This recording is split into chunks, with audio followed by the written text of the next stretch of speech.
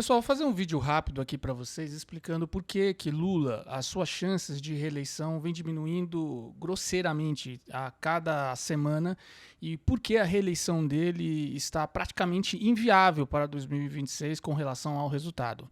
Eu sou Carlos Steff, arquiteto de narrativas e especialista em estratégias de campanhas.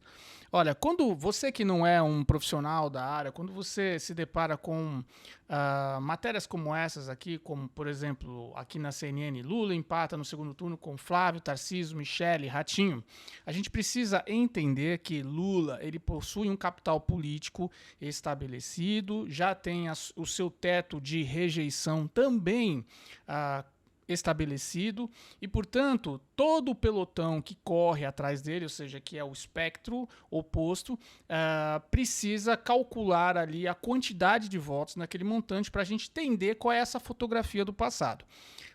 Reparem no que eu acabei de falar, fotografia. Fotografia é a nomenclatura que a gente usa tecnicamente para explicar a análise de uma pesquisa. Por que fotografia? Porque uma pesquisa feita há uma semana atrás é nada mais do que uma fotografia daquele dia, não condiz com o hoje.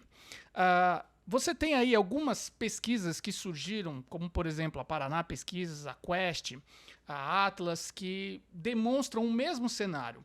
Um cenário onde Flávio Bolsonaro, ocupando aquele montante de votos, de intenção de votos, que variam entre 25% a 35% de votos, já do próprio Bolsonaro, migraram com ele, e o mesmo montante de votos, assim, de 40% de votos, com Lula, que já é a base da esquerda, porque eles não têm absolutamente nenhum sucessor. Quem seria o sucessor de Lula? É a primeira pergunta que você precisa fazer. Quem seria o único sucessor de Lula?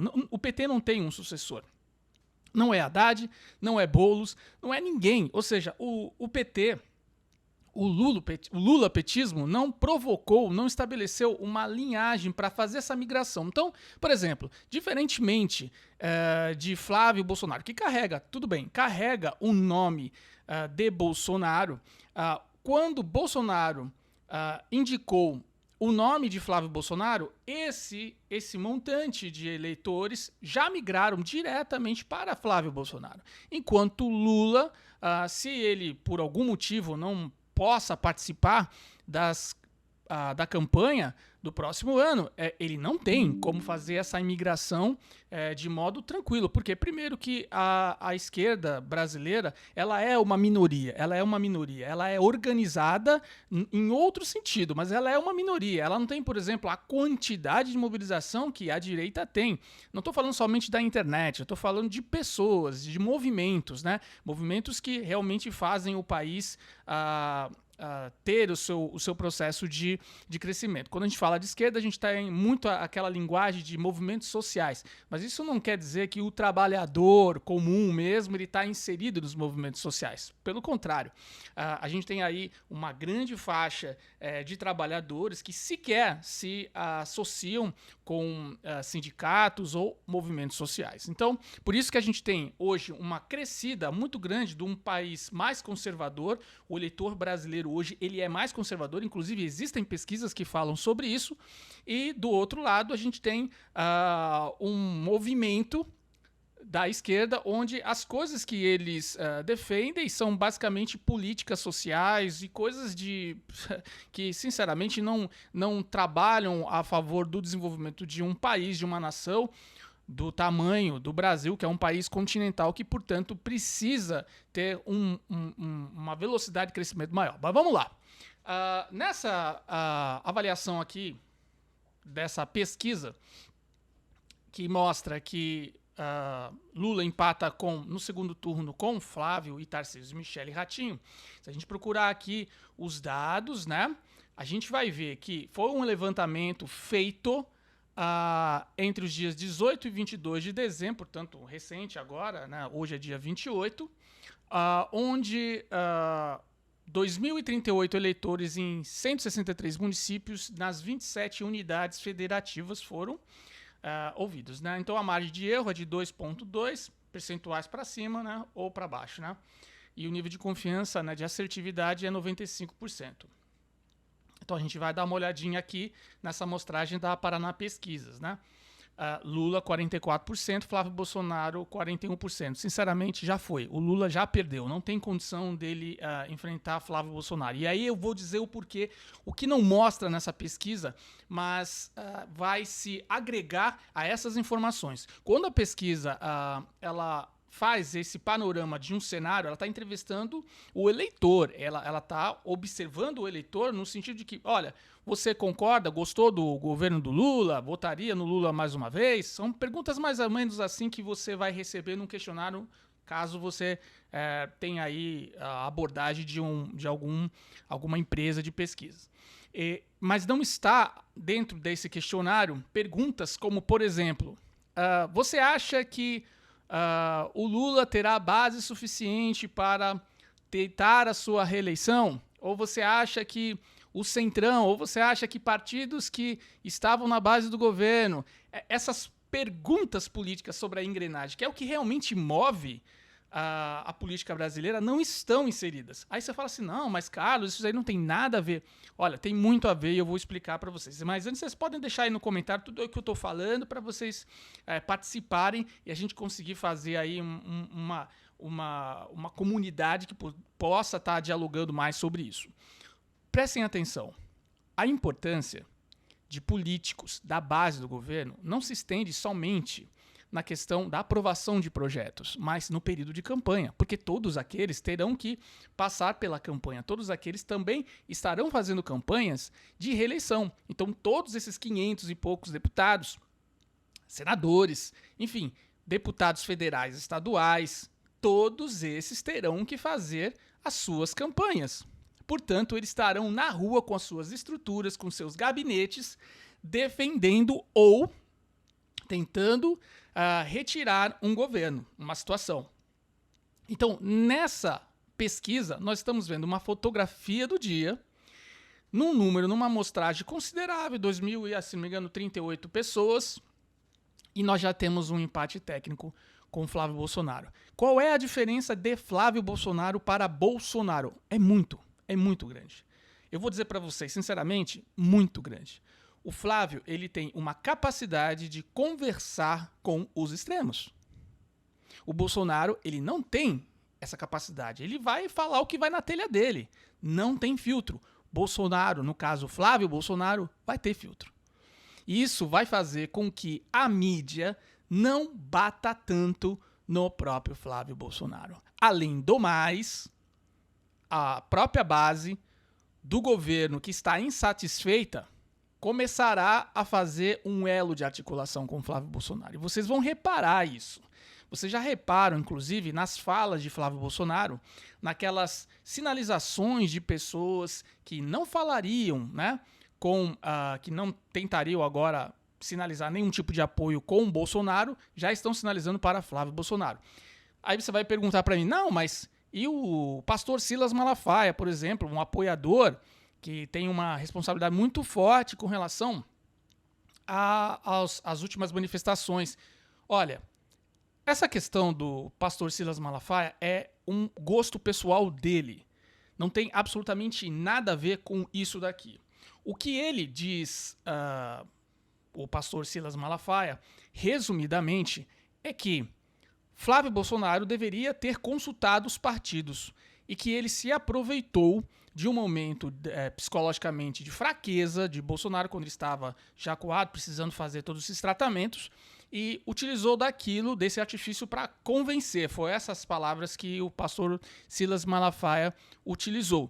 O que eu acho sobre isso, acho muito errado. Eu acho que o pastor Silas Malafaia terá grandes problemas em permanecer no jogo do apoio, porque o Flávio será o candidato. Então o que ele vai fazer? Vai ficar apoiando o Tarcísio no governo? E vai ver o Tarcísio dar tapinha nas costas e bater palma de verdade, não como ele fez para Alexandre de Moraes e Lula, mas fazer para Flávio no mesmo palanque? O que ele vai dizer? Como é que ele vai subir agora no palanque e vai dizer para o Flávio, olha Flávio, você se aproveitou, mas eu tô contigo? Não faz sentido. Essas questões, esse fogo amigo que existe na direita brasileira é exatamente o despreparo que a direita tem. E é notório para qualquer um. Você não vê isso na esquerda. A esquerda ela tem todos os seus problemas, mas eles têm uma forma de comunicação em que eles falam a mesma língua, defendem o absurdo, mas defendem. Bom, na situação 2 do segundo turno, quando você coloca Lula e Tarcísio de Freitas, você também tem um empate técnico nessa pesquisa, né, nessa amostragem. E se você colocar Michele e Bolsonaro, também você tem um empate técnico praticamente. Vocês estão entendendo? Lula perde em qualquer cenário. Ele perde em qualquer cenário. Vamos tirar Michele, vamos tirar Tarcísio, eles vão se agregar a Flávio Bolsonaro, porque Flávio tem mais preparo. Flávio tem mais preparo, tem mais diálogo. Isso é notório.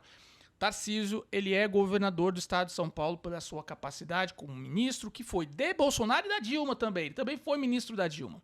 No entanto, os votos que vieram de Bolsonaro, do apoio de Bolsonaro, foi o que fez Tarcísio ser eleito governador do estado de São Paulo. Ou alguém tem alguma dúvida com relação a isso? Então, Tarcísio, sim, vai ter que entender que a fila, aquilo que Bolsonaro, o gesto que Bolsonaro teve com ele ao apoiá-lo para governador, agora ele tem que mostrar a lealdade dele, não por ter sido militar, como ele disse, mas por caráter. Então, esses apoios todos estarão migrando para Flávio Bolsonaro. E nós temos também uma outra situação, olha só, gente, situação de presidente segundo turno, num quarto cenário, Lula e Ratinho também outro empate técnico. E percebam, nenhum, branco ou nulo, 10%, não sabe ou não opinou, 5%. Gente, um presidente da República que faz um mandato bacana, um mandato que, olha, não tem problema, não vai chegar com 4 tipos de candidato com empate técnico. Isso não faz sentido. Vocês precisam entender isso. Lula não tem mais capacidade para manter essa dianteira. Ele não tem mais essa capacidade. E muitas coisas vão acontecer agora, no início de ano, porque agora tá todo mundo de férias, tá todo mundo com cabeça ainda, não tá chegando boleto. Vai chegar boleto agora em janeiro, final de janeiro, fevereiro, escola, problemas. Tem problema lá com a questão do Banco Master, tem problema com o Supremo Tribunal, tem problema dentro do governo, tem Correios, tem mesadinha de filho de Lula, tem tudo. Tem tudo. E o ano vai ser curto, hein? Vai ter Copa do Mundo e eleições. Repare nisso. E a mídia já não está mais totalmente ali alinhada a Lula. Né? E nós temos também uma situação de um quinto cenário aí com Tereza Cristina, que aí sim Lula tem uma folga de 30%. Mas quem é Tereza Cristina? Sinceramente, Tereza Cristina, ok, ministra, bacana. Mas, gente, olha essa diferença. Era para ser 60 e 20. Ela não tem voto. Ela não tem voto. Como é que essa distância... Ou seja, eu não estou nem explicando aqui tecnicamente o que é meu ofício. Porque se eu estivesse fazendo isso, aí eu estaria deixando o vídeo muito mais complexo. Estou tentando explicar aqui para vocês de uma maneira muito didática, tá bom? Num outro cenário, de um sexto cenário, com o próprio Bolsonaro. Aí dá... o empate técnico deixa o Lula um pouquinho na frente, olha só, 43,6 e 43,4. Não tem como. Lula perdeu a sua reeleição. E isso eu estou falando, mostrando em dados dentro de uma única pesquisa. O que o governo Lula prometeu e não fez? Bom, foi um governo que olhou para o retrovisor o tempo todo, viagens, gasto público absurdo, aumentou o número de ministérios, colocou as mesmas pessoas com hábitos peculiares em seus ministérios, muita polêmica, muito escândalo dos aposentados, Correios, mesadinha, Supremo, problema, tudo que você imagina. E Lula, por uma questão natural da vida, 80 anos, a situação de Lula não permite que ele tenha uma capacidade tranquila de governar o país por mais 4 anos, até porque ele já demonstra isso com as suas frases, com as suas falas. Então, por isso que eu estou mostrando uma fotografia do passado e falando para vocês que ainda nem começou o tabuleiro a se mover e Lula já está fadado a perder. Graças a Deus. Que Deus abençoe o nosso Brasil.